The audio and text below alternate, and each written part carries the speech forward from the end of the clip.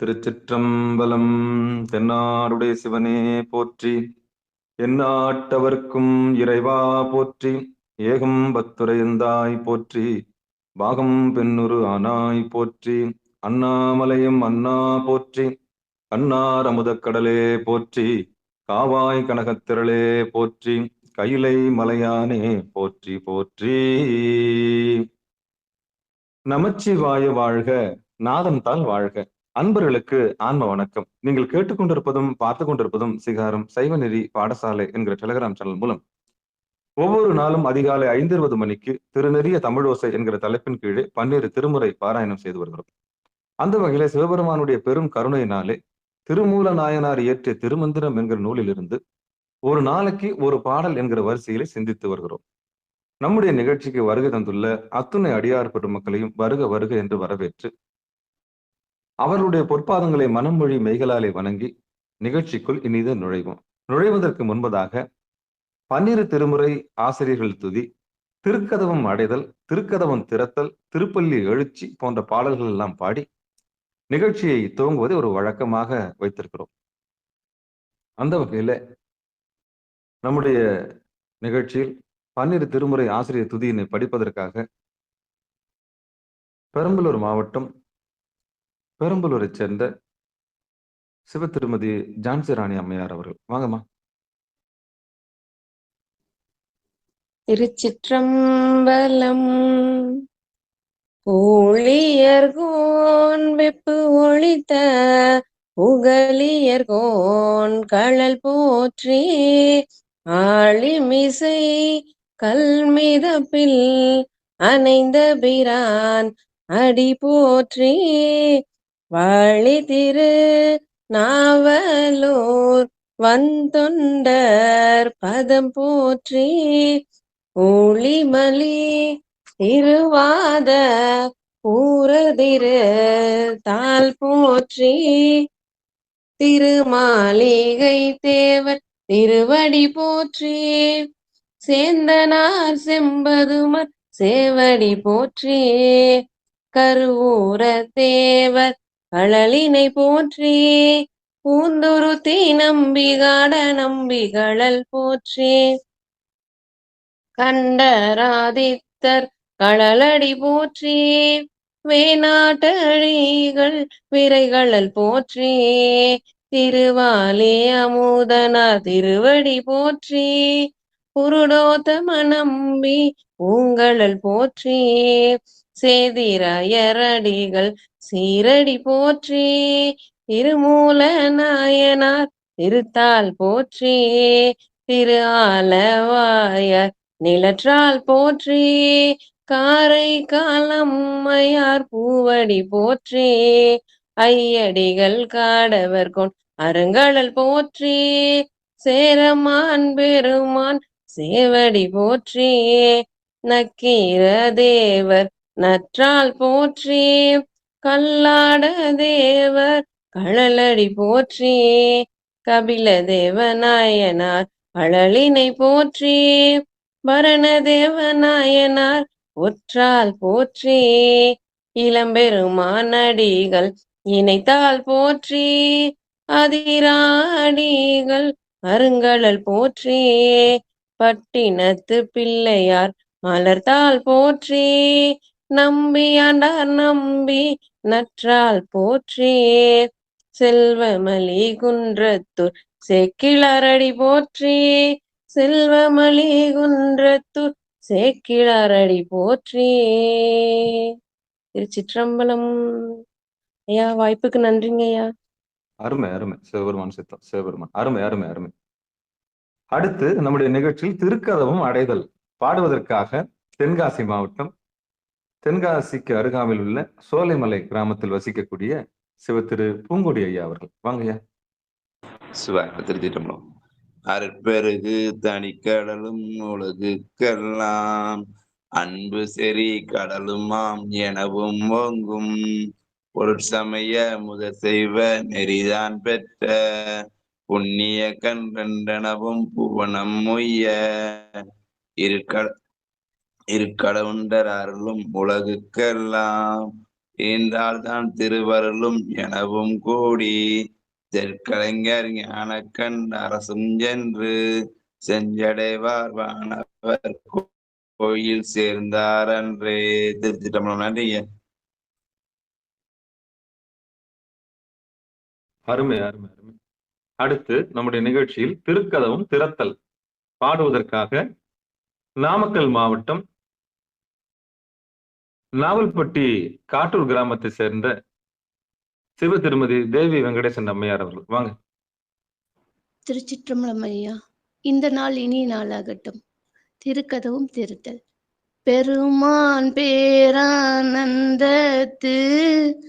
பிரியாதிருக்க பெற்றீர்கான் அருமான் உற்றை பின்னை நீர் அம்மா அலங்கி அரற்றாதே திருமாமணிச்சே திருக்கதமும் திறந்த போதே சிவபுரத்து திருமால் அறியா திருப்புயங்கன் திருத்தால் சென்று சேர்வோமே திருமால் அறியா திருப்புயங்கன் திருத்தால் சென்று சேர்வோமே.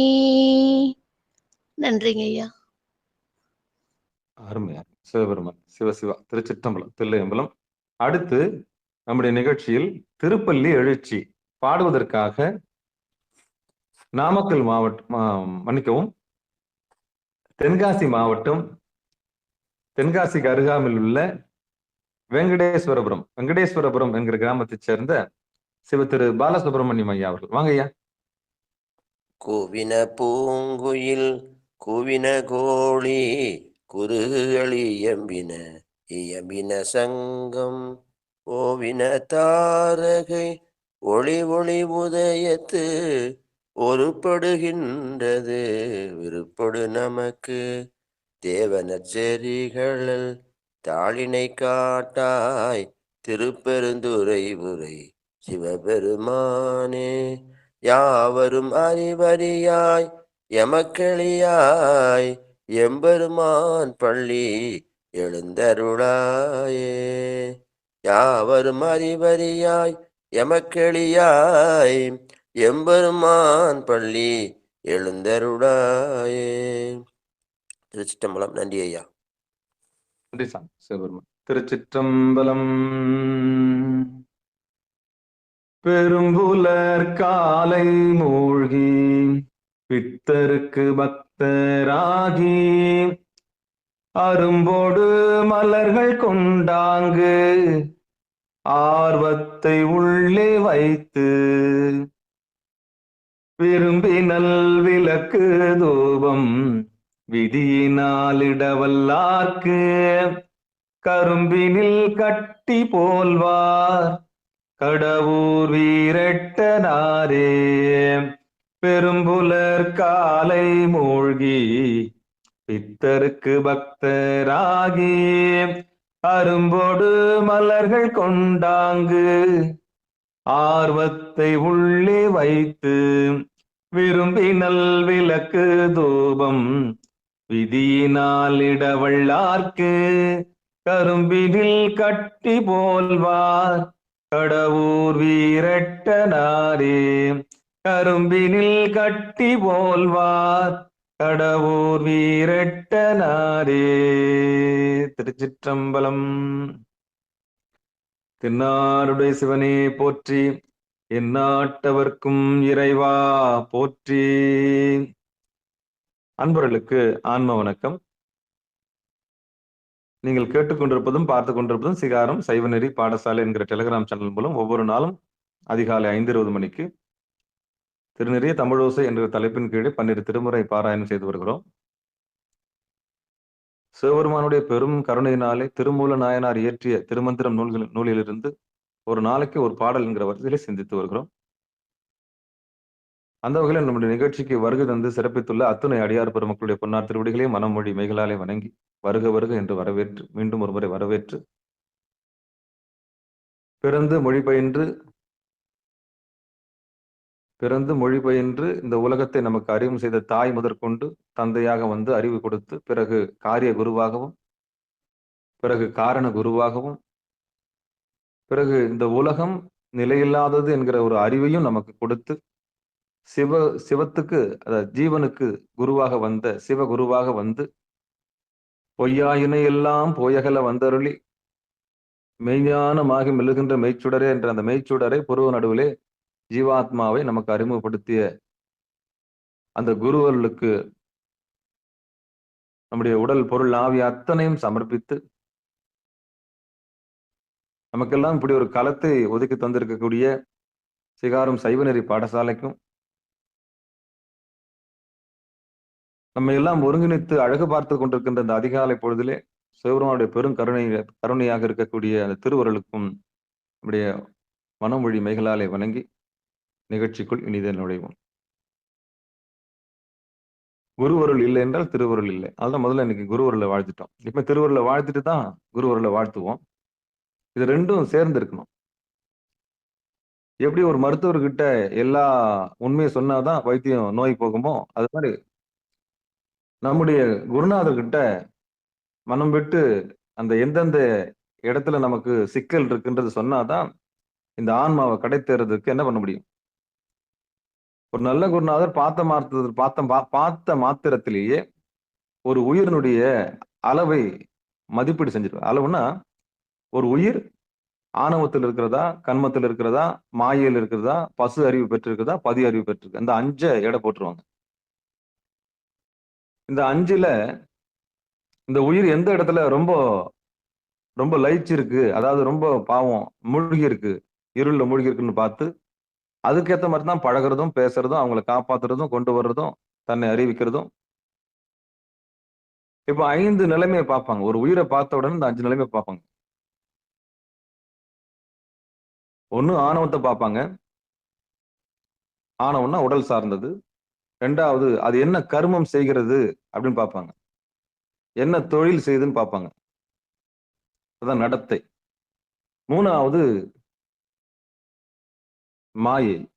அது என்ன மயக்கத்தில் இருக்குன்னு பார்ப்பாங்க.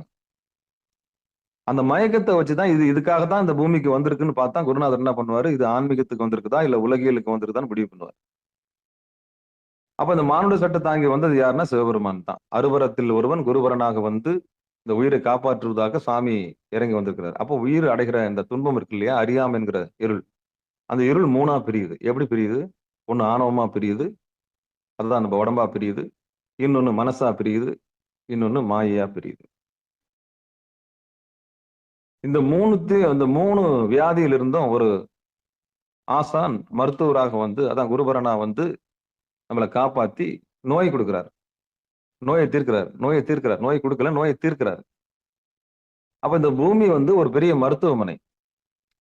இந்த மருத்துவமனையில இந்த வினையை கழிப்பதற்காகத்தான் ஆணவம் என்கிற இந்த உடல் சட்டையையும், கர்மா என்கிற மனத்தையும் தாங்கி கொண்டு, மாயை என்கிற ஒரு எதிர்கால மாயை என்பது அந்த மறைச்சு வைக்கக்கூடிய அந்த வினையினுடைய நுட்பத்தை தெரியாம மறைச்சு வைக்கக்கூடிய அந்த மாயை, நம்மளை ஏமாற்றக்கூடியது. இந்த 3ஐயும் சேர்த்து தான் அந்த பூமிக்கு அனுப்புறாங்க. இந்த வியாதியோட தான் நம்ம வரோம். நம்ம பின்னி தீர்க்கத்தான் வந்திருக்கோம், வினையை தீர்க்கத்தான் அந்த பூமிக்கு வந்திருக்கோம். அப்ப வினை 2 வகைப்படும், நல்வினை, தீவினை. அதன் அடிப்படையில இந்த உடம்பு, இந்த மனசு, இந்த உயிர். அப்போ இது வந்து இந்த அறியாமை என்கிற இருள்ல இருந்து மீள்வதற்காக நம்ம இந்த பூமிக்கு வந்திருக்கோம். அப்ப இந்த பூமியில் இருக்கக்கூடிய இந்த அறியாமையிலிருந்து, இந்த மருத்துவமனையிலிருந்து நம்ம நோய் தீர்ந்து வெளியே போறதுக்கு குருநாதர் வேணும். அப்ப குருநாதருடைய பார்வை பட்ட உடனே இந்த ஜென்மம் எடுத்து என்ன புண்ணியம் அப்படின்ற மாதிரி, இந்த உடம்பால வந்த புண்ணியம், நாம எந்த கர்மாவை ஆற்றணும், நல்லது கெட்டது, எந்த வினையை நம்ம ஆற்றணும், இதுக்கப்புறம் என்ன ஆற்றணும். அப்ப இருவினை ஒப்பு. அப்ப இந்த உடம்பால பணிவும், இந்த இருவினை நல்வினை தீவினையில் தப்பிக்கிறதுக்கு ஒப்படைப்புன்னா நடத்துறது இறைவன் தான், இனி என் செயலாவது யாதொன்றும் இல்லை, அந்த ஒப்படைப்பு வந்துட்ட பிறகு அதுக்கப்புறம் பக்தி. மாயை எப்படி வெல்லணும்னா பக்தி. அப்போ ஆணவம், கண்மம், மாயை எப்படி வெல்லணும்னா ஆணவத்தை பணிவாலையும் கருமத்தை ஒப்படைப்பு என்கிற சரணாகதம் என்கிற தத்துவத்தினாலையும், மாயையை பக்தி என்கிற வைராக்கியத்தினாலையும் இந்த குருநாதர் மூலியமா இந்த அறியாமையை நீக்கிக்கலாம். ஏன் இவ்வளவு விளக்கம் குருநாதருக்குன்னா, இந்த நிலைக்கு வந்தாதான் உயிர் அறிவை நம்ம பெற முடியும். பசுன்ற ஒரு அறிவை நம்ம பெற முடியும். அதான் பசுன்னா உயிர். அப்போ ஒரு உயிர் இதுல சிக்கி இருக்கிற வரைக்கும் உண்மையை தெரிஞ்சுக்காது. ஒரு மயக்கத்தில் இருக்கும். அவ்வளவுதான். உயிருக்கு சுட்டி காமிக்கணும். நீ ஆணவத்தில் இருக்கிற, நீ கண்மத்தில் இருக்கிற, நீ மாயையில இருக்கிற. அப்ப மீண்டு வர்றதுக்கான வழியை குருநாதர்கிட்ட கேட்டு கத்துக்கோ. அவ்வளவுதான். அப்போ முன்ன செஞ்ச புண்ணியத்தினால குருநாதர் கிடைப்பார். கிடைச்ச உடனே அந்த மயக்கிலிருந்து மீண்டு அப்புறம் தன்னறிவு பெறுதல்.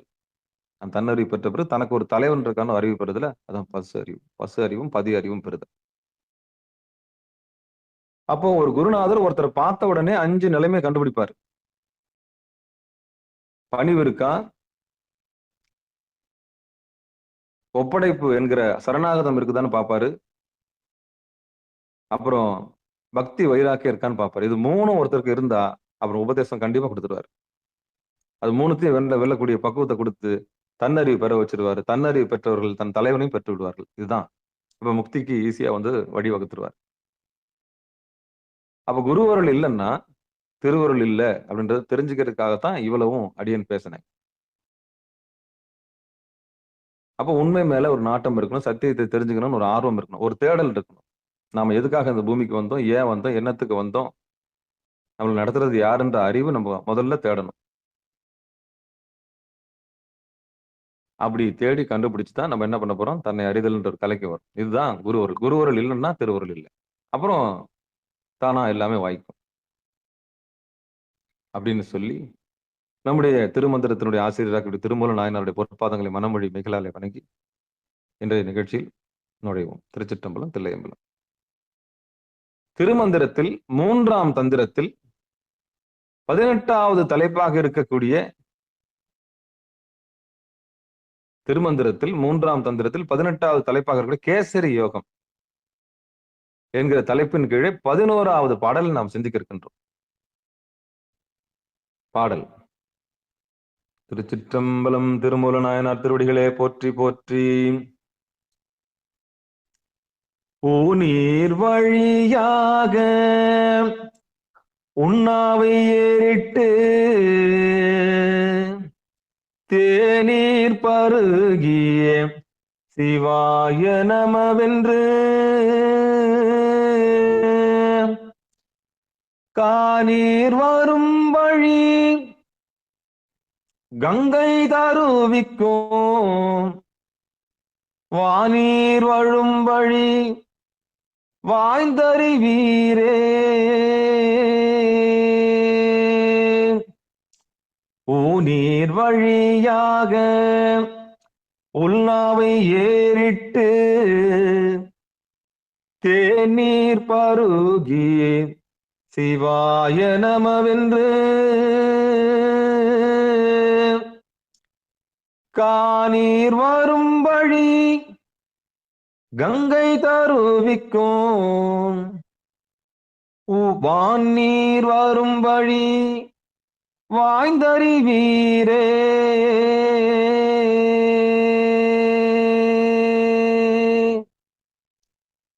சிவபெருமான் சிவசிவா.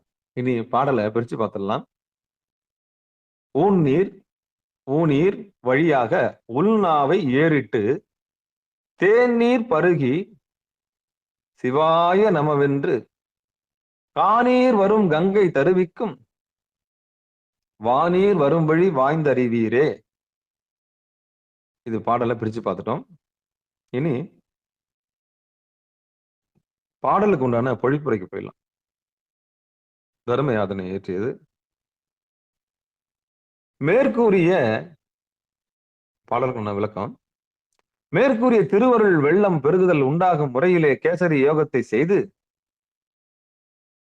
அதனால் தேன் போல இனிய அந்த வெள்ளத்தை பருகி திரு ஐந்தெழுத்தை சிகாரம் முதலாக வைத்து ஓதி இருக்க காற்றும் நீரும் உலாவும் இடமாகிய இந்த உடம்பு ஆகாய கங்கையை உம்மிடம் வரச் செய்யும்.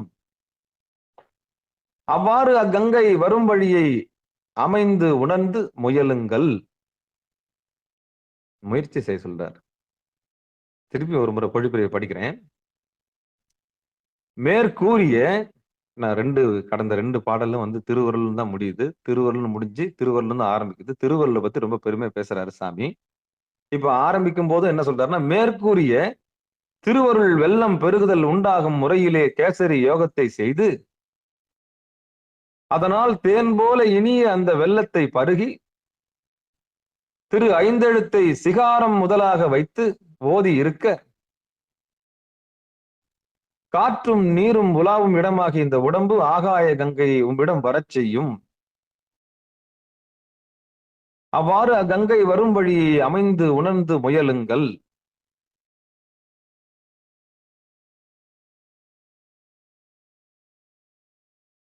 ஊனில்லாவி உயிர்க்கும் பொழுதெல்லாம் நான் நிலாவி இருப்பன் என் நாதனை. ஊனில்லாவி உயிர்க்கும் பொழுதெல்லாம் நான் நிலாவி இருப்பன் என் நாதனை. தேனிலாவிய தில்லை சிற்றம்பலவனார் வானிலாவி இருக்கவும் வைப்பரே.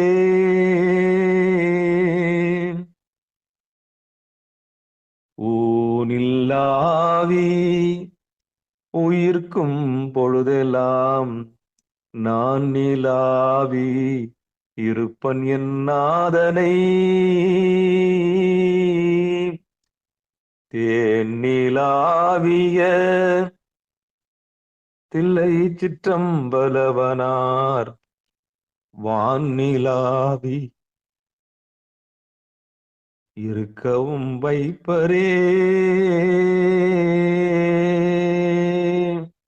என்கிட்ட இந்த பாட்டு பாடணும்னு சொல்லிட்டார் சாமி. இந்த பாட்டுக்கும் அந்த பாட்டுக்கும் சம்பந்தம் இருக்கு, நான் சொல்றேன். சிவசிவா திருச்சிட்டம்பலம். ஊனில் ஆவி உயிர்க்கும் பொழுதெல்லாம் நான் நிலாவி இருப்பன் என் நாதனை. தேன் நிலாவிய சிற்றம்பலவனார் வான் நிலாவி இருக்கவும் வைப்பரே.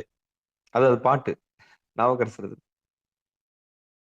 நாவுக்கரசருது சிவபெருமான காலையில என்னன்னு தெரியலையே, பேச விட மாட்டாரு. சிவசிவா திருச்சிட்டம்பலம். சாமி சிவசிவா. ஊநீர் வழியாக பொழிப்புரையை பார்த்தோம் இல்லையா? இப்ப இந்த பாட்டு எதுக்குன்னா, ஊன் நீர்னா அந்த உடம்புக்குள்ள ஒரு நீர் இருக்கு, அதுதான் வந்து சொல்ல போறாங்க. இப்ப சொல்லிடலாம். பொழிப்புரையை பார்த்தோம்ல, இன்னும் ஒரு முறை பொழிப்புரையை படிச்சிடுறேன். அதுக்குள்ள சாமி இந்த பாட்டு கொண்டு வந்துட்டாங்க. மேற்கூறிய திருவருள் வெள்ளம் பெருகுதல் உண்டாகும் முறையிலே கேசரி யோகத்தை செய்து, அதனால் தேன் போல இனிய அந்த வெள்ளத்தை பருகி, திரு ஐந்தெழுத்தை சிகாரம் முதலாக வைத்து ஓதி இருக்க, காற்றும் நீரும் உலாவும் இடமாகி இந்த உடம்பு ஆகாய கங்கை உம்மிடம் வரச் செய்யும். அவ்வாறு அக்கங்கை வரும்படி அமைந்து உணர்ந்து முயலுங்கள். இதுதான் செய்தி. பார்த்துட்டோம். இப்ப யதார்த்தமா சிகாரம் சைவநெறி பாடசாலையில நமக்கு என்ன செய்தி சொல்ல வராரு அப்படின்ற நம்ம பகிர்வோம். ஏன் சாமி இந்த பாட்டை இடையில பாடினாங்கன்னா, ஊனுன்ற ஒரு வார்த்தை வருது இல்ல, அதுல தேனுன்ற ஒரு வார்த்தை வருது. ஊனும் தேனும் கலந்து அந்த பாட்டுல வந்தது. அதுக்கு முன்னாடி நம்ம முதல் வரியை பார்ப்போம். கடந்த 2 பாடலும் திருவருளை பத்தி பேசின சாமி, அந்த திருவருள் எப்படி இருக்கும் அப்படின்னு ஒரு முகாந்தரத்தை கொடுத்திருந்தார். அதாவது உயிர் நீர் அமுத நீர் இந்த உடம்புல சுரக்கிற இடத்த சொன்னாரு. திருவருளை பெரும் வழியை சொன்னார். பெரும் நடுவுல தான் அது வழி பெற முடியும். திருவருள்ல தான் அந்த வழியை நம்ம பெற, திருவருளை பெறக்கூடிய வழியை பொருவனோட வழியாகத்தான் பெற முடியும் என்ற ரகசியத்தை சொல்லி, அதாவது ஒரு பசுவுக்கு உடம்பெல்லாம் ரத்தமா இருந்தாலும் அது பாலை வந்து மடியில தான் கறக்குன்ற மாதிரி, என்னதான் உடம்பெல்லாம் ரத்தமும் சதயமாக இருந்தாலும், திருவருள் பரவி இருந்த சிவபெருமான சர்வ வியாபியாக இருந்தாலும் ஒரு இடத்துல குவிஞ்சு இருக்கிறாரு. அதுதான் புருவ நடு. அதான் புருவ நடு, அதான் பால் கறக்கிற இடம். அப்ப இந்த உடம்பு முழுக்க சக்தி பரவி இருந்தாலும் பாலை எங்க கறக்கணுமோ அங்கதான் கறக்கணும். அதான் உண்ணாமுலை. அந்த உண்ணாமுலைன்றது புருவ நடு. நீங்க அண்ணாந்து பாத்தீங்கன்னா தெரியும், ஒரு முலை கவுத்து போட்ட மாதிரி இருக்கும். அதுக்கு உண்ணாமுலைன்னு பேரு. அதுக்கு மேல ஒரு ஜோதி எரிஞ்சதுன்னா அது அண்ணாமலை. நீங்க அண்ணாந்து பாத்தீங்கன்னா தெரியும், உங்க புருவம் வந்து ரெண்டும் ஒற்றை இடம் வந்து வி மாதிரி தெரியும், ஒரு முலை மாதிரி தெரியும். அதான் உண்ணாமுலை. அந்த உண்ணாமுலையை பாத்தீங்கன்னா அண்ணாமலை தெரியும். அப்ப உண்ணாமுலையை பாக்குறது எப்படின்ற ரகசியம் இப்ப நீங்க கத்துக்கிட்டீங்க. அது வழியா தான் திருவருளை பெற முடியும். எப்படி ஒரு பசு கிட்ட இருந்து கொம்பு இருக்கு, காது இருக்குது, வால் இருக்குது, எல்லாம் இருக்குது. ஆனா பாலை நம்ம எங்க கறக்குறோம்? புருவ நடுவுல இருந்து மட்டும் தான் மன்னிக்கணும், காம்புல இருந்து தான் கறக்குறோம். அதே போலதான், அதே மாதிரி தான், அதே மாதிரி தான் இந்த உடம்புக்குள்ள சிவபெருமான் வியாபிச்சிருக்கிற உச்சியில இருந்து உள்ளங்கால் வரலாம் வியாபிச்சிருக்கிறார். சின்னதா ஒரு முள்ளு குத்துச்சோ இல்ல காலில் இடிச்சுங்கன்னா எவ்வளவு உயிர் போகுது நம்மளுக்கு. ஒரு 2-3 நாளைக்கு தவிக்கிறோம்ல, பரிதவிக்கிறோம்ல. சுண்டு வரல அடிபட்டுருச்சுன்னா அப்போ இந்த இறைவன் பரவி இருக்கிறதுக்கான அடையாளம் என்னன்னா, சின்னோண்டு முள்ளுதான் குத்தி இருக்கும், அது உயிரையே வாங்கும். அப்போ இறைவன் உச்சியிலிருந்து உள்ளங்கால் வரையும் இப்ப பாதாதி கேசம் முதல் கேசாதி பாதம் வரைக்கும் பரவி இருக்கிறார். ஆனா அப்படிப்பட்ட திருவருளை இறைவன் பரவி இருக்கிறார் இல்லையா, முள்ளு குத்தணும்னா அவ்வளவு வலி வேதனை தாங்க முடியல.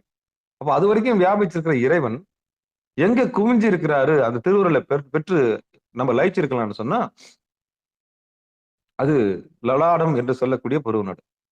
அப்ப திருவருளை பெறக்கூடிய முகாந்திரத்தை கடைசி 2 பாட்டுல சொன்ன திருமூல நாயனார் இந்த பாட்டுல என்ன சொல்ல வர்றாருன்னா, ஊநீர் வழியாக உள்நாவை ஏறிட்டு தேநீர் பருகி சிவாய நமவென்று ஒரு மந்திரத்தை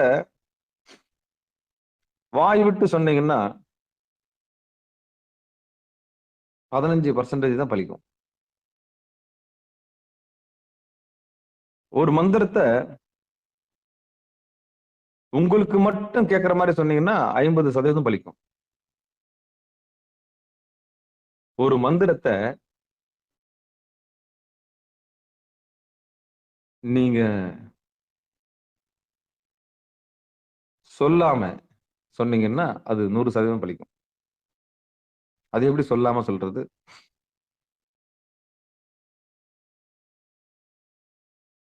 இதான் 3 நிலைமை. நல்லா பாத்துங்க. வாய் விட்டு சொன்னீங்கன்னா 75% அங்க லாஸ் ஆயிடும். 15% தான் கிடைக்கும், 25% தான் கிடைக்கும். அதே மந்திரத்தை நீங்க உங்களுக்கு மட்டும் கேட்கிற மாதிரி சொன்னீங்கன்னா அது பாதி தான்.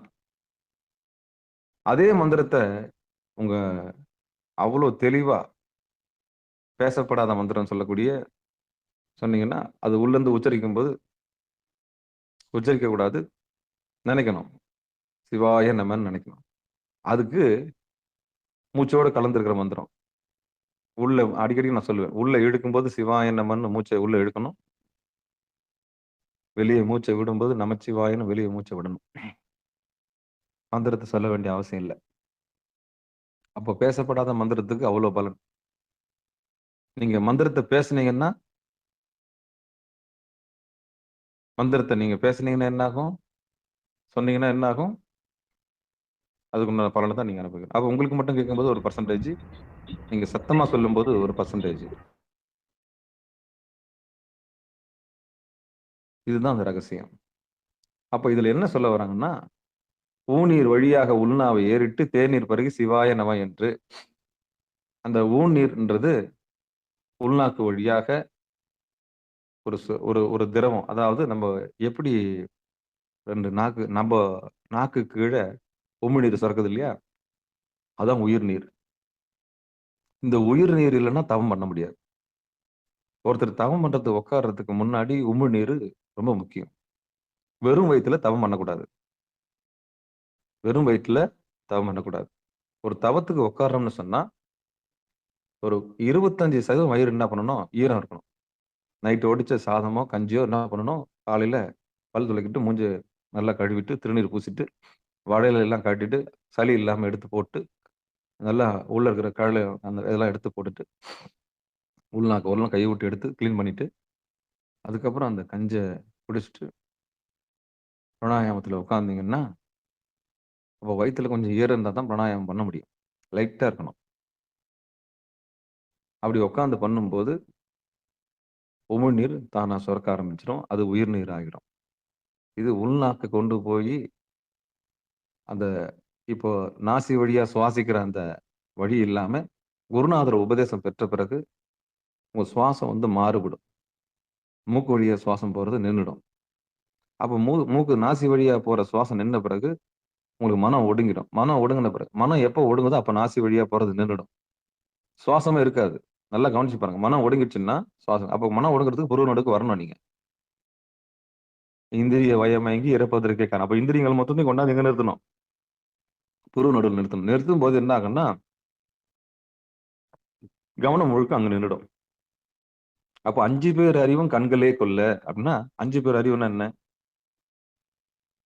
மெய், வாய், கண், மூக்கு, செவி. இந்த 5 பேருடைய ஆற்றலையும் இந்த கண்ணே கொண்டு போய் வெளியில கொண்டு போய் தள்ளும். அப்ப அந்த கண்ணை கொண்டு போய் நந்தி ஸ்தானம், அதுக்கு பேர் ஞானஸ்தானம் பேரு. நந்தி ஸ்தானத்துல அண்ணாந்து பார்த்து நிறுத்தினோம்னா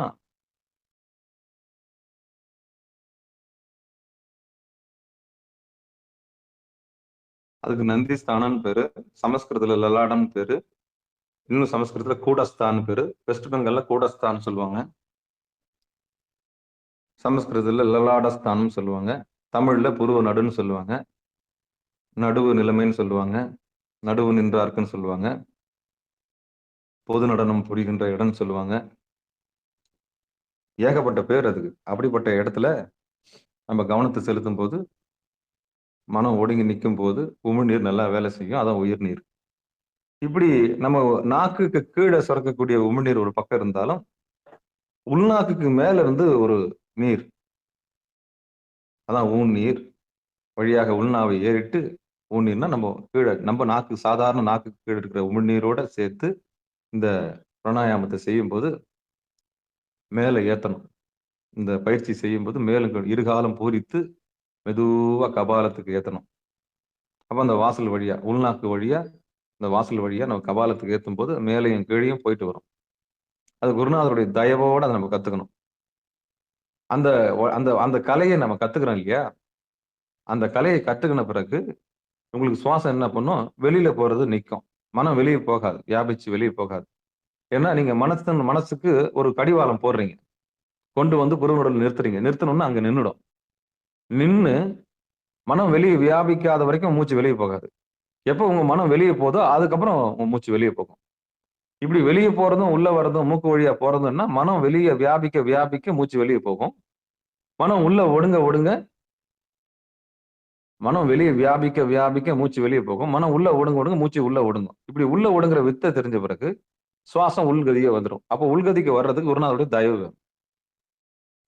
அந்த உபதேசம் வாங்கின பிறகு நீங்க என்ன பண்ணுவீங்க? மேலும் கீழ் எடுப்பீங்க. அப்படி மேலும் கீழ் எடுக்கும் போது அங்க ஒரு திரவம் இருக்கும். அதான் ஊநீர் வழியாக உள்நாவை ஏறிட்டு தேநீர்.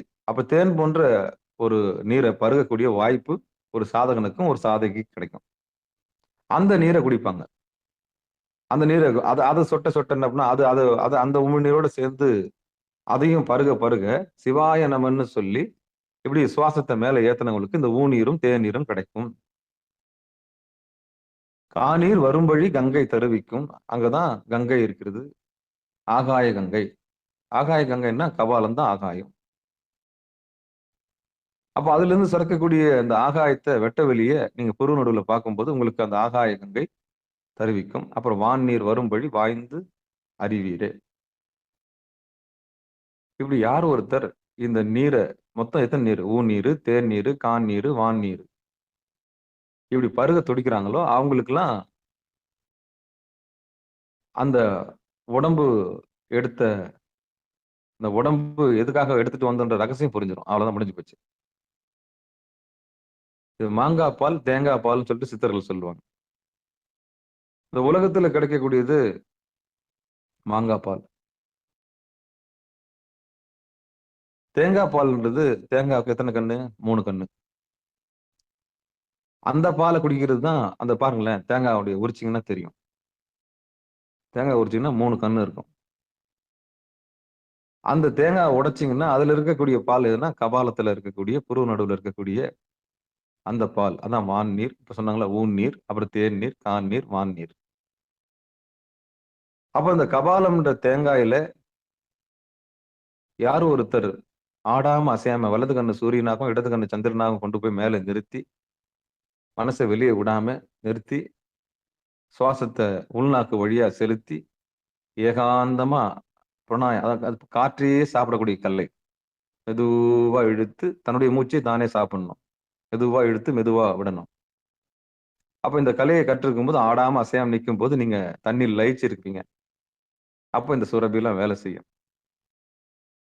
அப்ப இந்த ஊன் நீர், வான் நீர், தேன் நீர்லாம் அர்த்தம் நமக்கு புரிய ஆரம்பிக்கும். பயிற்சிக்கு வர்றதுக்கு முன்னாடி, பயிற்சிக்கு வர்றதுக்கு பின்னாடி. இதுதான் அந்த ரகசியம். அப்போ ஊன் நீர் அப்படின்னா நம்ம உமிழ்நீர், சாதாரண உமிழ்நீர். தேநீர் அப்படின்னா மேல இருந்து உள்நாக்குக்கு மேல இருந்து வர்றது தேநீர்.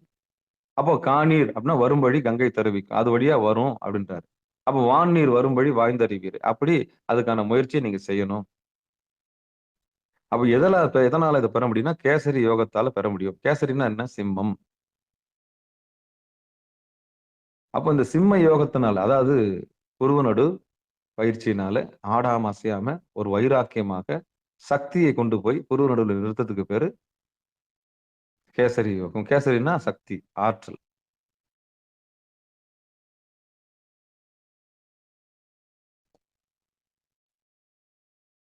அப்போ இந்த மனமாகிய சிங்கத்தை நான் சொன்னேன், நரசிம்ம பெருமாள்னா என்னன்னு சொன்னேன். முதல் நாளே சொன்னேன். இந்த சிங்கத்தை தேவையில்லாத விஷயங்களுக்காக தன்னுடைய சக்தியை செலவு பண்ணாம, நிலையில்லாத பொருளுக்காக நம்ம மனசு செலவு செய்யாம, யார் ஒருத்தர் நிலையான புருவ நடுவுல கொண்டு வந்து எம்பெருமான் தனக்குள்ள இருக்கிற ஜீவனை, தன்னில் இருக்கும் இறைவனை அடையணும், பார்க்கணும்னு யார் ஒருத்தர் செலவு பண்றாங்களோ அவங்க கேசரியாக மாறுகிறார்கள். அவர்தான் நரசிம்மர். அப்ப எனர்ஜிய அவசியம் இல்லாதது, தேவையில்லாதது, எதுக்கு ஆசைப்படணும், எதுக்கு ஆசைப்படக்கூடாது, எதுக்கு ஆசைப்படக்கூடாது, இப்படி ஒவ்வொன்றுத்தும் ஆய்ந்து அறிந்து தெளிந்து தன் சக்தியை வெளியே விரயமாக்காமல் ஆடாம அசையாம நிறுத்தி நிலையான பொருளை நிறுத்தும் போது அவங்க நரசிம்ம பெருமாளா மாறுறாங்க. அவங்க நரசிம்மரா மாறுறாங்க. அப்ப நரசிம்மருக்கு இடது பக்கம் யார் உட்கார்ந்து இருக்கிறது? மகாலட்சுமி. மகாலட்சுமி யாரு? சுக்கிலம். அதான் விந்து. பெண்களுக்கு சுரோனிதம். அப்ப என்ன ஆகும்னா சக்தி வெளியே விரயமாகாது. அப்போ பெருமாள்னா யார் ஒருத்தர் தன் சக்தியை தன் இடத்தில் சேகரித்து வைத்திருக்கிறார்களோ அவருடைய சொத்து வெளியே போகாது. மனம் அதான் தேவையில்லாததுக்காக மனம் வெளியே போகாது. மனம் வெளியே போகலன்னா சுக்கிலமும் சுரோனிதமும் செலவாகாது. அப்ப மகாலட்சுமின்றது என்னன்னா சுக்கிலமும் சுரோனிதமும். அப்ப பெருமாள் மடியில் இருக்கிற சுக்கிலம்ன்றது என்னன்னா யார் ஒருவர் தன் சக்தியை திரட்டி கழுத்துக்கு மேல சிம்மம் மாதிரி வச்சிருக்கிறாங்களோ அவங்களுக்கு மகாலட்சுமியோட கடாட்சம் நிச்சயம் உண்டு. ஐஸ்வர்யமாகலாம். ஐஸ்வர்யம். அப்போ சக்தியை விரயமாக்க என்ன ஆகும்னா லாஸ். மனம் தேவையில்லாத விஷயங்கள்ல போய் நிலையில்லாதது நாடி போச்சுன்னா அதான் ஓடி உட்கலந்த சோதி வீணதான் போயிடும். அப்போ இந்த சக்தியை கொண்டு வந்து மேல திரட்டி நீங்க சிம்மமா மாத்தீங்கன்னா அதான் கேசரி யோகம். சின்முத்திரை பிடிச்சிக்கலாம், கை ரெண்டும் கோத்துக்கலாம், இல்ல நீங்க வஜ்ராசனத்துல உட்காரலாம். உட்கார்ந்து புருநடுல பார்க்கலாம். ரொம்ப சிரமம் வஜ்ராசனத்துல உட்காரும் போது. ஆனா வைராக்கியம் வேணும். பக்தி வைராக்கியத்தினால நீங்க பார்க்க ஆரம்பிக்கணும். கொஞ்சம் கொஞ்சமா பார்க்க ஆரம்பிக்கணும். எல்லாருக்குமே பந்தம் இருக்கு, பாசம் இருக்கு.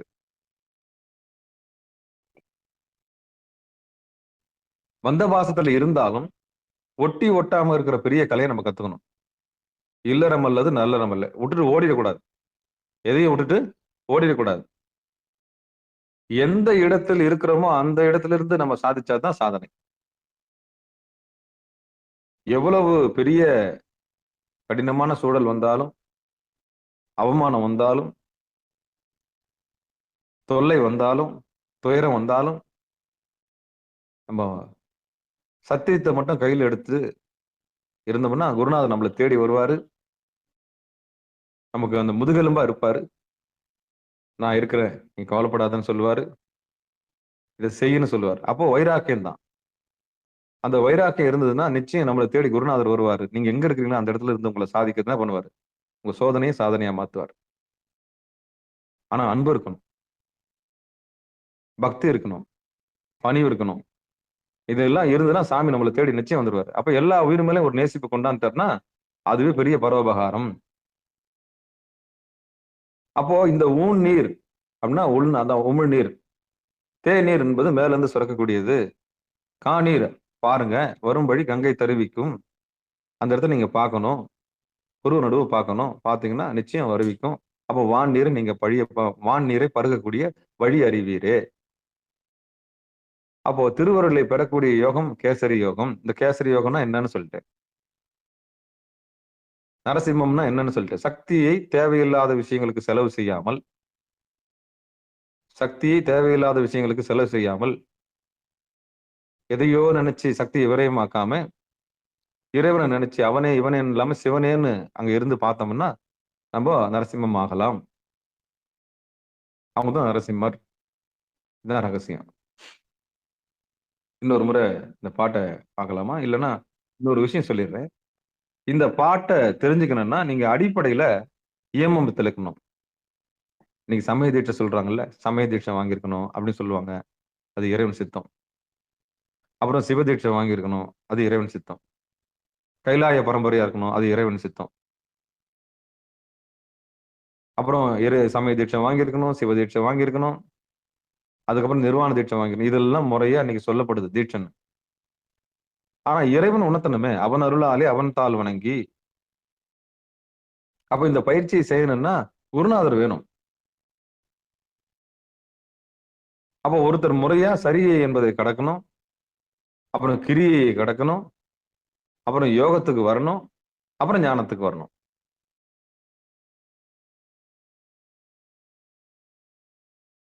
அப்போ சரிகைகள் என்னன்னா உடம்பால செய்யற தொண்டு, கிரியைகளை மனதால செய்யக்கூடிய தொண்டு, யோகத்தால ஜீவாத்மா பரமாத்மாவை இணைக்கிற வித்தை, ஞானத்துல அனுபவம் பெறுதல். அப்ப முதல்ல கோயிலுக்கு போறது, முற்றுவதல் பண்றது எல்லாமே சரிகையில வந்துடும். முதல்ல ருத்ராட்சம் போறது, திருநீர் பூசுறது, 5 எழுத்து சொல்றது எல்லாமே உங்களுக்கு தெரியும் நல்லா அடிப்படையில. அப்ப இந்த பாடலை நீங்க புரிஞ்சுக்கணும்னு சொன்னா குரு உபதேசம் உங்களுக்கு வேணும். இயமத்துல இயமம், நியமம், ஆசனம், பிராணாயாமம், இந்த 4 நிலையை நீங்க தொட்டிருந்தா மட்டும்தான் இந்த பாடல் நமக்கு சாத்தியம். அப்ப நம்மள நாமே கொஞ்சம் வடிவமைச்சுக்கணும். நம்ம எங்க இருக்கிறோம்? இயமத்துல இருக்கிறோமா முதல்ல? சரி. சமூக சமய சைவ சமயம் சொல்றாங்கன்னா சமயத்துக்குள்ள நம்ம நெறிக்குள்ள இருக்கிறோமா? சமய தீட்சை நம்ம வாங்கியிருக்கிறோமா? சமயத்துக்குள்ள இருக்கணும்னா சமய தீட்சை நம்ம வாங்கியிருக்கணும் அப்படின்னு சொல்லப்படுது. அதான் விதி. அவங்க தான் அடியார்னு சொல்லப்படுது. சரிங்க ஐயா, 63 நாயன்மார்கள் எங்க உபதேசம் வாங்கினாங்க? இந்த மாதிரி நிறைய பேர் கேட்பாங்க. இறைவன் உங்களை தேடி வருவார். நீங்க ஒழுக்கமா இருந்தீங்கன்னா இறைவன் உங்களை தேடி வருவார். சமய தீட்சை கொடுப்பாரு, சிவ தீட்சை கொடுப்பாரு. நம்பணும் நடக்கும். அப்ப சமயத்துக்குள்ள உங்களை கொண்டாந்து விடுவார். அப்ப இந்த தீட்சை முறைகள்ல அவன் இயமம் ஒரு ஒழுக்கத்தை கடைபிடிக்கிறீங்க. முதல்ல நம்புறீங்க நீங்க. படைத்து காத்து அழித்து மறைத்து அருளுகிறவன் ஒருவன் உலன் நடத்துறது இறைவன் தான் ஒரு பக்தி வந்த பிறகு வாழ்க்கையில நொந்து நூலாகி ஒரு கட்டத்துல நான் கொண்டு செய்ய முடியாம தான் கொண்டு செய்ய முடியாம நடத்துறது யான் எனதென்று அவரவரை கூத்தாட்டி வானாகி நின்ற இறைவனை யார் ஒருத்தர் பிடிக்கிறாங்களோ அவங்க தான் சரி, அதாவது இயமத்துக்கு வராங்க. கோயிலுக்கு இயமத்துக்கு வராங்க. அப்புறம் நியமத்தை கடைபிடிக்கிறாங்க. நான்வெஜ் சாப்பிட்றதெல்லாம் விட்டுட்டு ஒரு ஒழுக்கத்தை கடைபிடிக்கணும். அதுக்கு நியமம். அப்போ ஏக இறைவனாக சிவபெருமானை ஏற்றுக்கொண்டு பக்தியில உள்ள நுழையிறாங்க. அப்படி நுழைஞ்சு இயமத்துக்கு அப்புறம் நியமத்தை கடைபிடிக்கிறாங்க. கடைபிடிக்கும் போது குருநாதர் அவரை தேடி வர்றாரு. தேடி வந்த பிறகு அவங்களுக்கு ஆசனம் கிடைக்குது. இயமம், நியமம், ஆசனம். அப்ப இந்த நியமத்திலேயே போகாதவர்கள்லாம் போயிட்டு வந்துருவாங்க. எல்லா ஊரையும் பார்க்க, இந்த கோயிலுக்கு போகணுமா, அந்த கோயிலுக்கு போகணும், இந்த கோயிலுக்கு போகணுமா, அந்த கோயிலுக்கு போகணுமா, அங்க என்ன இருக்கும், இங்க என்ன இருக்கும், 1 லட்சம் ரூபாய் கொடுத்து கைலாயத்துக்கு போறது. இப்படி எங்கெங்கெல்லாம் போகணும்னு ஆசைப்படுறாங்களோ, எங்கெங்கெல்லாம் போகணும்னு ஆசைப்படுறாங்களோ அங்கெல்லாம் போய் என்ன பண்ணுவாங்க? பார்த்துட்டு வருவாங்க. இதுதான் இந்த சரியியல் நடக்கக்கூடியது. அதாவது இயமத்தில் நடக்கக்கூடியது, நியமத்தில் நடக்கக்கூடியது. இப்படி எல்லாம் போய் பார்த்து தெளிஞ்சு ஒரு நிம்மதியோட இறைவனை நம்ம பார்க்க மாட்டோமா, நமக்கு உள்ள உட்கார மாட்டோமா, அப்படி உட்கார்றதுதான் ஆசனம். ஒரு புறத்தே இருக்கிறதெல்லாம் பார்த்தா அப்புறம் உள்ள அகத்துல இருக்குது தான் புறத்துல புறத்துல இருக்குது, புறத்துல இருக்குது அகம். அதான் பிண்டத்துல உள்ளது தான் அண்டத்துல இருக்கு, அண்டத்துல இருக்குது தான் பிண்டத்துல இருக்குது. பிண்டம்னா உடம்பு. அப்ப நமக்குள்ள இருக்கிற இறைவனை தெரிஞ்சுக்கிட்டோம்னா புறத்தே இருக்கிற இறைவன் நமக்கு தெரிய ஆரம்பிப்பார். இந்த உண்மையை தெரிஞ்ச பிறகு ஆசனத்துல உட்காரணும். அப்ப இயமம், நியமம், ஆசனம். ஆசனத்துக்கு உட்கார்ந்தவங்களுக்கு என்ன கிடைக்கும்னா பிராணாயாமம் கிடைக்கும். பிராணாயாமம்னா அப்ப உள்ள வந்து போறது யாரு? இறைவன் தான் அந்த அறிவு வரும். அப்ப உள்மூச்சு மகேஸ்வரன், வெளிமூச்சு மகேஸ்வரி.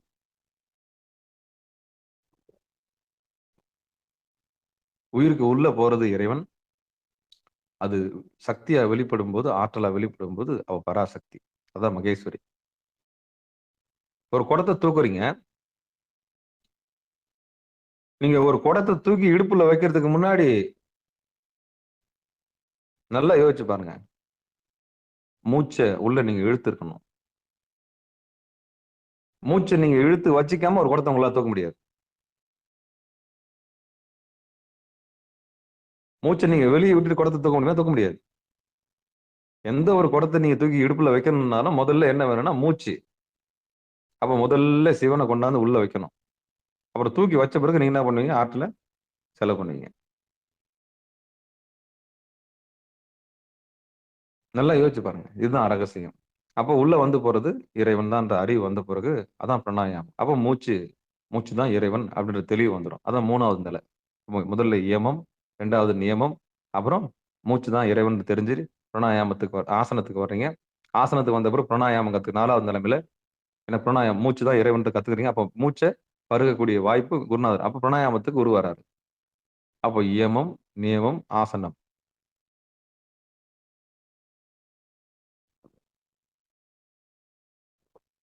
இயமம், நியமம், ஆசனம். இந்த 3 கிடைச்ச பிறகு பிராணாயாமம் கிடைக்குது. பிராணாயாமத்துல நீங்க இந்த பயிற்சி செய்யும்போது பிரத்யாகாரம் என்கிற மூச்சையே சாப்பிடக்கூடிய கலையை நீங்க கத்துக்கிறீங்க. அப்போ மூச்சை பருகக்கூடிய கலையை கத்துக்கும் போதுதான் இந்த ஊன்னீர் வழியாக உள்நாவை ஏறிட்டு அந்த உள்நாக்கு வழியா நீங்க மேல காற்றை இழுக்கும்போது உள்நாக்கு போய் அந்த தொலைவில் அடைக்கும்.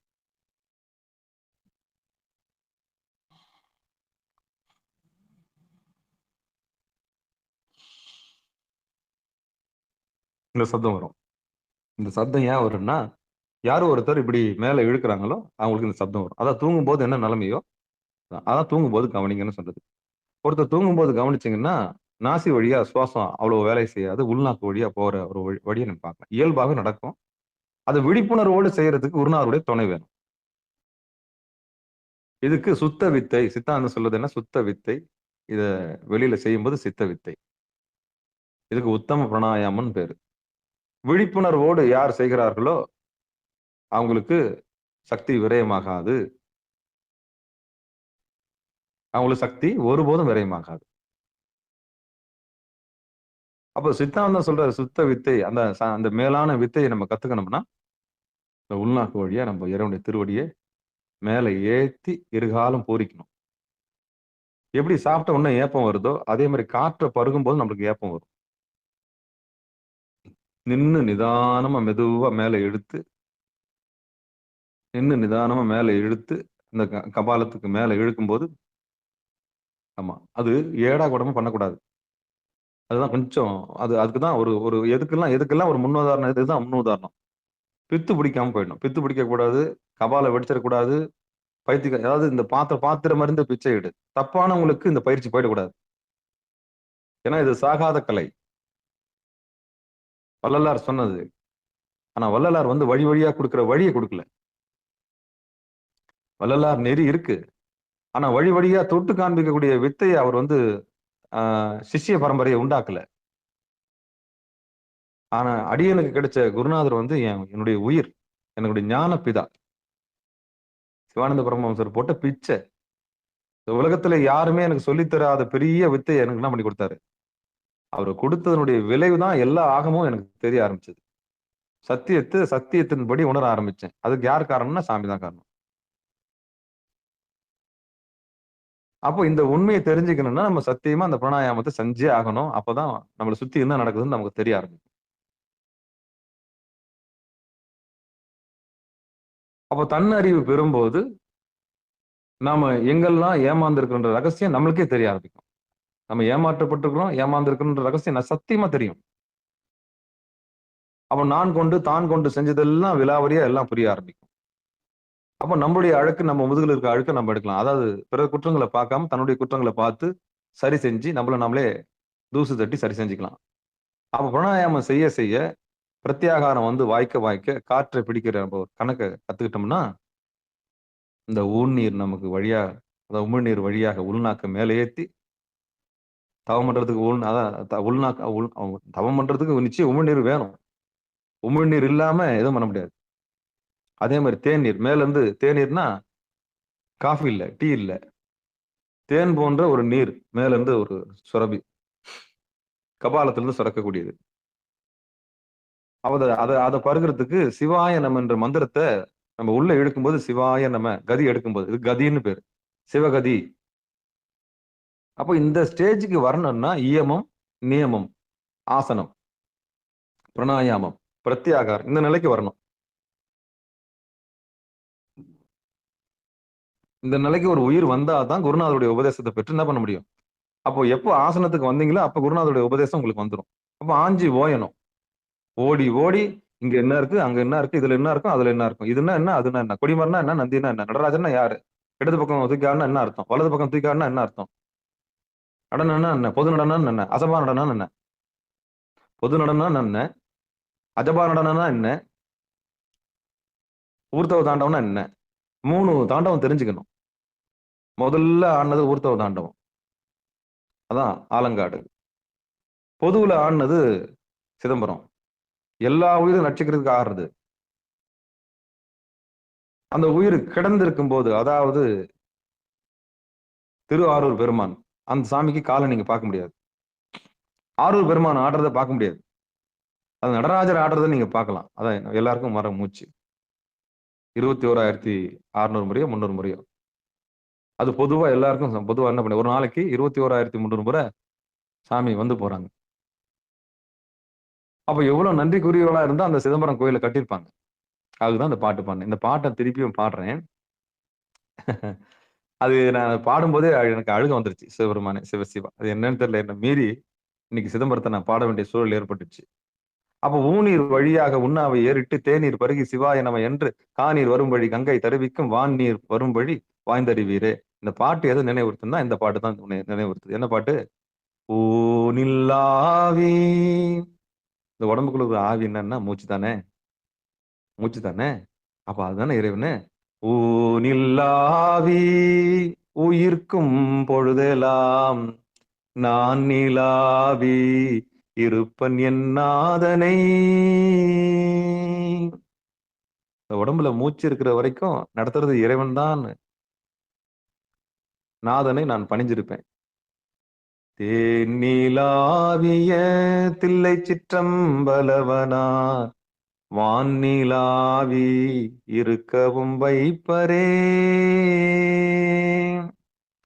தேன் போன்ற தேனிலாவி தில்லை சிற்றம் அப்படி இருக்கக்கூடிய இறைவனை வானிலாவி இருக்கவும் வைப்பரே. இந்த பாட்டு காலையில இந்த பாட்டு முடிக்குங்காட்டி அந்த பாட்டு பாட வேண்டிய சூழல் சிதம்பரத்துல. அப்படிப்பட்ட இறைவன் ஊனில் ஆவி உயிர்க்கும் பொழுதெல்லாம் நான் நிலாவி இருப்பன் என் நாதனை. அப்போ உடம்புல இருக்கிற வரைக்கும் தான் சிவம், அது போயிடுச்சுன்னா சவம். அப்போ அதை அனுபவிக்கிறதுக்கு சாமி அனுமதி தரணும். அது அவன் அருளாலே அவன் தாள் வணங்கி. இதுக்கு முன்னாடி நம்ம எப்படியோ வாழ்ந்துட்டோம். Past is past. யான் கொண்டு தான் கொண்டு நான் கொண்டு நம்ம என்ன பண்ணிட்டோம், வாழ்ந்துட்டோம்.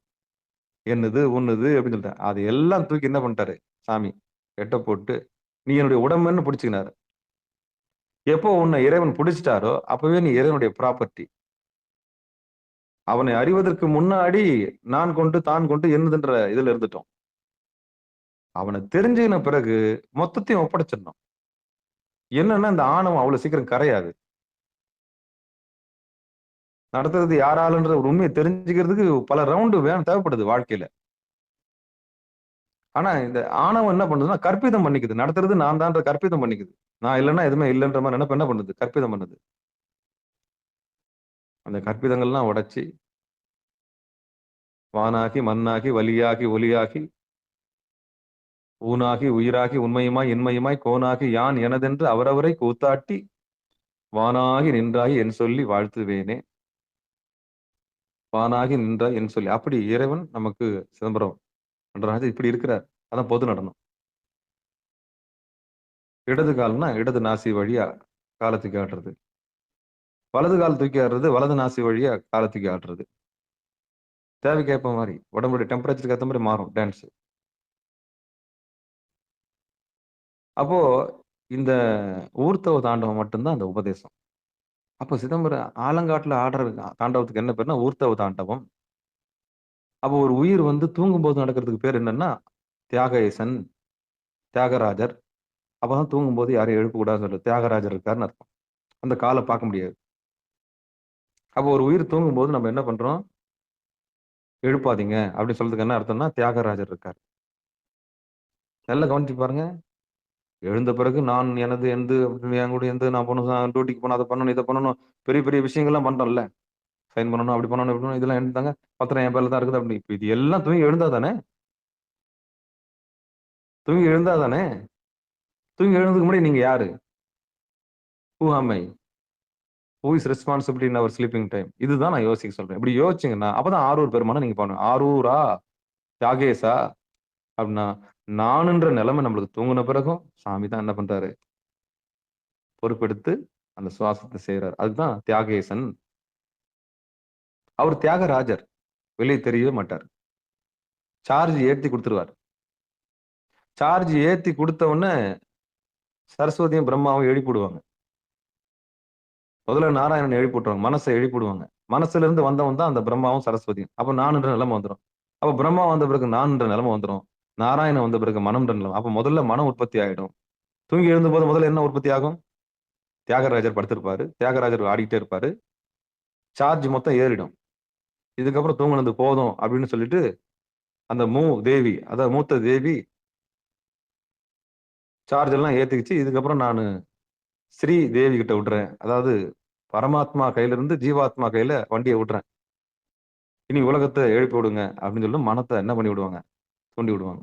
அப்ப தேவி கிட்ட இருந்து அதாவது மூத்த தேவி கிட்ட இருந்து ஸ்ரீ தேவி இந்த பூமிக்கு அந்த தேவி அனுப்பி அதாவது உயிரை இந்த பக்கம் ஜீவாத்மா பக்கம் அனுப்பி வைப்பாங்க. அப்ப சார்ஜ் ஏறுற வரைக்கும் மூத்த தேவி கிட்ட இருக்கும். சார்ஜ் ஏறின பிறகு ஸ்ரீதேவி கிட்ட இருக்கும். அப்ப ஜீவாத்மா பரமாத்மா. அப்ப தூங்கும்போது தியாகேசர் கமலாம்பிகை உடனாகிய தியாகேசர். அதுக்கு அஜபா நடனம்னு பேர். அதனால ஹூ இஸ் ரெஸ்பான்சிபிலிட்டின்னு சொன்னேன் நான். அந்த நடனத்தினுடைய காலை பார்க்க முடியும். கால்னா காற்று. அதனால்தான் திருவாரூருக்கு போனீங்கன்னா அந்த பெருமானுடைய காலை என்ன பண்ண முடியாது, நீங்க பார்க்க முடியாது. வருஷத்துக்கு ஒரு முறை பார்க்கலாம்னு சொல்லுவாங்க. அப்போ யாரு ஒரு தூங்கும்போது விழிப்போட தூங்குறாங்களோ அவங்க நடனத்தை அந்த அஜபா நடனத்தை பார்க்கலாம். தூங்கும்போது சின்முத்திரை படிச்சுட்டே படுத்துக்கிட்டே சின்முத்திரை பிடிச்சிக்கிட்டே நீங்க தூங்குனீங்கன்னா ஒருவேளை அஜபா நடனத்தை என்ன பண்ணலாம்? நீங்க தூங்குறத நீங்களே பாக்குற பாக்கியம் கிடைச்சா அதான் அசபா நடனம். அதான் அஜபா நடனம். அது என்னைக்கு வாய்க்கும்? திரு ஆரூர் பெருமான் முடிவு பண்ணா மட்டும்தான் வாய்க்கும். ஆரூர் பெருமானை நினைச்சாதான் அது முடியும். நேற்று திருவாதிரை. அப்ப பொது நடனத்தை எல்லாம் பார்க்கலாம். அம்பலத்தை ஆடுகின்ற கூத்துனா எல்லாருக்கும் மூச்சு உண்டு. ரைட்டு. அவன் தூங்கும்போது எப்படி இருக்கானா ஆரூர் பெருமானா இருக்கிறான். சரி. அப்போ குரு உபதேசம் பெற்ற பிறகு ஒருவன் ஊர்த்தவ தாண்டத்துக்கு போறான். அதான் காலை நல்லா தூக்கி முச்சியில வச்சிருப்பாரு. அதான் ஊர்த்தவ தாண்டவம். அப்ப என்னன்னா உள்நாக்கோடிய சுவாசம் பண்றதுதான் ஊர்த்தவ தாண்டவம். ஒரு காலம் நல்லா மடிச்சு மேல தூக்கி வச்சிருப்பாரு. அப்போ கபாலத்துக்கு ஏத்துறதுக்கு அடையாளம் அது. நீட்டா தூக்கி மேல ஏத்துறது. அப்படி ஏத்தும் போது ஊர்த்தவ தாண்டவம் பேரு. அதுக்கு ஊர்த்தவ கதின்னு பேரு. அதான் சிவகதி. அப்போ பொது நடனம், அஜபா நடனம், சபா நடனம், அசபா நடனம், அப்போ ஊர்த்தவ நடனம். அப்போ சாதாரண மனுஷனுக்கு சபா நடனம், அவன் தூங்கும் போது அஜபா நடனம், அவன் குருவிடம் உபதேசம் பெற்ற பிறகு ஊர்த்தவ தாண்டவம். அவ்வளவுதான். அவ குரு உபதேசம் பெற்ற பிறகு இந்த மாயை வென்று அவன் உள்நாக்கு வழியா சுவாசிக்கும் பண்ணும்போது இந்த ஊர்த்தவ தாண்டம் பண்றவங்களுக்கு தான் இந்த ஊன் நீர், தேன் நீர், கான் நீர், வான் நீரை பார்க்க முடியும். அப்போ நடனங்கள்ல 3ஆ இன்னைக்கு பிரிச்சிடலாம். இந்த உலகம் உய்வதற்காக 84 லட்சம் யோனி வேதத்துக்கும் சாமி இறங்கி கருணையால வந்து உயிரோட வச்சிருக்காரு இல்லையா? அதான் சிதம்பர ரகசியம். வில்வத்தை கவுத்து போடுறது, சூலத்தை கவுத்து போட்டு இந்த பூமியை ரட்சிக்கிறதுக்காக இறங்கி வந்தது, உயிர்களுக்காக. அது பொது நடனம். அதே நடனத்தை உயிர்கள்லாம் தூங்கும்போது பண்ணுதுன்னா, சாமி பண்றாருன்னா அதுக்கு அஜபா நடனம்னு பேரு. சாமிக்கு தியாகராஜர். எப்ப நடராஜர் பொதுவா ஆடினாரோ அதே உயிர் தூங்கிடுச்சுன்னா என்ன பண்ணுவார்? தியாகராஜரை மாறிடுவார். தியாகராஜரை மாறுவார். இது எல்லா உயிருக்கும் பொது. சபா நடனமும் அஜபா நடனமும் எல்லா உயிருக்கும் பொது. ஆனா குரு உபதேசம் பெற்றவர்களுக்கு, விழிப்புணர்வு பெற்றவர்களுக்கு ஊர்த்தவ தாண்டமும் நடக்கும். அப்படி விழிப்புணர்வு பெற்றவர்களுக்கும் காளிக்கும் சாமி அப்போ விழிப்புணர்வுக்கும் காளிக்கும் சண்டை வந்துகிட்டே இருக்கும். காளி இந்த உயிரை மறைக்கிறதுக்கு துடிக்கும், அதை மறைச்சு மாயையில வச்சிருக்க துடிக்கும். ஆனா உயிரோ எம்பெருமான திருவடியை போக்கி நோக்கி இருக்கும். அப்போ விழிப்புணர்வுக்கும் அறிவுக்கும் அறியாமைக்கும் சண்டை நடக்கும். அறிவுக்கும் அறியாமைக்கும் சண்டை நடக்கும். அறியாமை என்ன பண்ணும்? உயிரை மாயையிலே வச்சிருக்க துடிக்கும். அதான் காளி, கழுத்து கீழே. இந்த உயிர் என்ன பண்ணும்? அறிவை நோக்கி போகும். அப்ப அறிவு வராத வரைக்கும் காளிக்கு நம்ம அடிமை. அறிவு வந்த பிறகு காளியை கையெடுத்து கும்பிட்டு மாயை கும்பிட்டு நம்ம மேல போறோம். அதான் ஊர்த்தவ தாண்டம். அப்போ அன்பையும் அறிவையும் ஆயுதமா எடுத்து பக்தியால இந்த காளியை மாயை வென்று நம்ம என்ன பண்ண போறோம்? ஞானம் அடைய போறோம். ஞானம் அடையிறதுக்கு இந்த காளியோட போராட வேண்டிய சூழல் இல்லாம அப்ப பணிஞ்சு போயிடணும். மாயை எதிர்க்காம, இந்த உலகத்தை எதிர்க்காம, இந்த இல்லறங்க எல்லா தர்மத்தையும் அழகா ஒழுகி பழகி, எதையும் வெறுக்காம, யாரையும் வெறுக்கவும் வேணாம், விரும்ப வேணாம். ஆமா. அந்த ஊர்த்தவ தாண்டவத்தை குரு முகாந்தரமாக பெற்று இந்த ஊன்னீர் என்று சொல்லக்கூடிய உமிழ்நீரும், தேநீர் என்று சொல்லக்கூடிய வான் நீரும், அப்புறம் அதை காணீர் பார்க்கக்கூடிய கங்கையை வருவிக்கும் கலையை பார்க்கக்கூடிய வான் நீரும் நிச்சயம் எல்லாருக்கும் கிடைக்கும். அதுல எந்த மாற்று கருத்தும் கிடையாது. திருவருள் வெள்ளம் பெறுதல் உண்டாகும் முறையில கேசரி யோகத்தை யார் ஒருத்தர் உட்கார்ந்து பண்றாங்களோ அவங்களுக்கு நிச்சயம் இதெல்லாம் வாய்க்கும். அப்படி கேசரி யோகத்தை பெறுவதற்கு நீங்க என்ன பண்ணணும்னா, அடிப்படையில இயமம் இருக்கணும், நியமம் இருக்கணும், ஆசனம் இருக்கணும், பிராணாயாமம் இருக்கணும், பிரத்யாகாரம் வரைக்கும் நீங்க வந்திருக்கணும். வாழ்க்கையில இத்தனை ஸ்டேஜ் நீங்க தொட்டிருந்தா மட்டுமே இந்த எல்லையில இந்த பாட்டு நமக்கு புரிய ஆரம்பிக்கும். உள்நாக்கு குறித்து, அந்த நிராதார கேசரி யோகத்தை நம்ம செய்யற கலையை குறித்து எல்லாரும் உட்காரலாம். உங்களை நாடி குருநாதர் வந்துருவார். ஏங்கணும் நீங்க. அப்பா எனக்கு சொல்லித்தாங்க, சாமி எனக்கு சொல்லித்தாங்க அப்படின்னு உள்ள கேளுங்க. கேட்ட உடனே உங்களை நாடி யார் வந்துருவாங்க?